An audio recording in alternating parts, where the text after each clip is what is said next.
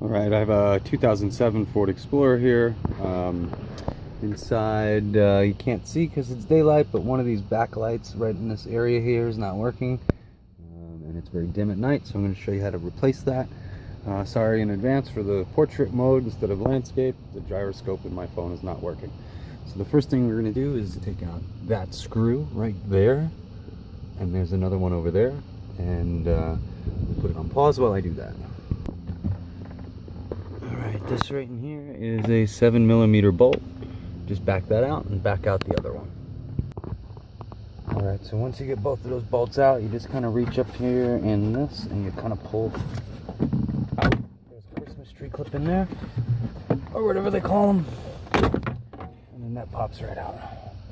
These are the two clips. Then you're going to want to take this bolt out here. And there's another one of them over here on this side, and you pop, unscrew both of those. Both of those are also 7mm. Alright, now once you got both of those out, you just need to sort of, it's hard to do this with one hand, but you just need to sort of wiggle this up a little bit and then towards you, and it'll pop right out. There are 3 clips in the front there attached to the part of the dashboard you just removed. On my car, I don't see them on all of them, but on mine, there's also a little wire connector here on the right side, this green one. You're going to want to push down on this release inside, pull that out, and then there's a hose that connects, I don't know, to this vent here, I guess, and that sort of just pops out. And then just work this out nice and gently so that you don't scratch anything, and then that's out. Then there's 4 more bolts. Down in here, there's one there, and one in there. All of those are also 7mm, so you just loosen those up, and let me pause it while I do that. Alright, so once you have all 4 of those screws out, bolts, whatever you want to call them, just if you have the option, make sure that your steering wheel is tilted all the way down. And then this whole instrument panel, instrument cluster, comes out like this. And in the back, you'll see there's just one single connection. I'm using the screw that I just removed. There's a little release right here, and when you push that down, you'll see that gray latch moves forward. Once that moves forward, you just move it all the way, and that'll pop right out. At that point, this is completely free, and you can take it right out. Now this is what the back of it looks like. In my case, I believe it's this one that is out, but there are several of them. I believe that's probably backlight. I think this might be a backlight as well, whereas these 3 right here I think are instrument idiot lights, engine light, maybe blinker. That's a backlight, and that's a backlight. You can use a little screwdriver if you want to get those out, but I used a socket. So you grab a socket and pop one of those out. Alright, I grabbed a 1/4 socket, which seems to grab this really well. And if you just put it on there, you can see you could twist that off. It's sort of embedded on the printed circuit. It's got a cap on it. Pop this out. Now it's loose. And then that's what these bulbs look like. I got some bad information looking at YouTube. Another poster put a video up with, I think it was a 197 bulb in here, and he showed it being removed from this beige cap. That's not the case on this Explorer. I don't know if it has something to do with certain years, but this is an 07, and these are different. Now this one I had taken out earlier to try to replace the bulb based on thinking it was a 197 bulb, and I'll show you what I did to that. Let me get that one out. So I actually tried to remove that little bulb, but I ended up shattering it. There you go. Before I learned that it's not removable, you have to buy these in one piece. I was able to find them on Amazon.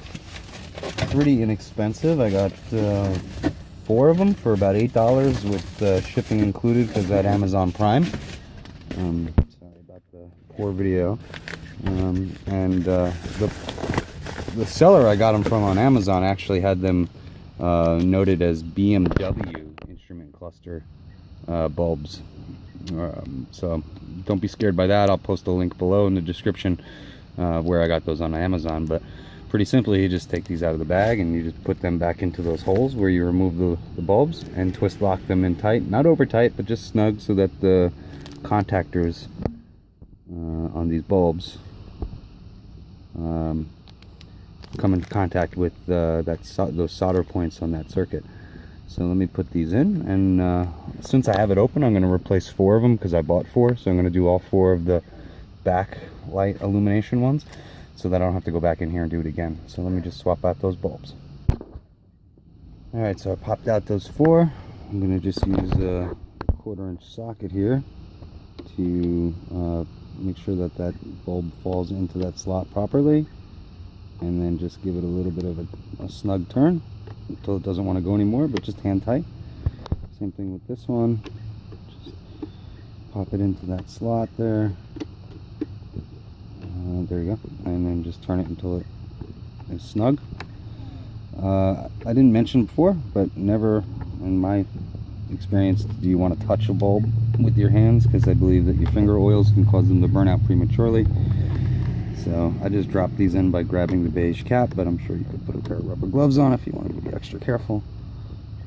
And then they're all in there nice and snug. Now these were, let's see if I can get a good picture of this. The other detail was these were, I believe, Osram, O-S-R-A-M. You can't see right by that slotted screwdriver slot. It says 12 volt 1.5 watt. Definitely not the larger bulb that I saw in the other video. So that's it. So you just you put this instrument cluster back in. You make sure that you put this main connector back on, sliding it all the way over until that gray clip comes back into the lock position. Don't forget to put that green clip back onto that vent. Well, first you put the instrument cluster back in, you put that connection. These connections come after. You put the 4 screws in so the instrument cluster stays back in spot. Then you put the bezel part of it back in, making sure that that green connector is connected to this part of the bezel, whatever you call, and also that hose. Just like the way you took it out, you make sure you put the top in first. You snap those 3 spots in, and then just push it down, and it'll lock into place.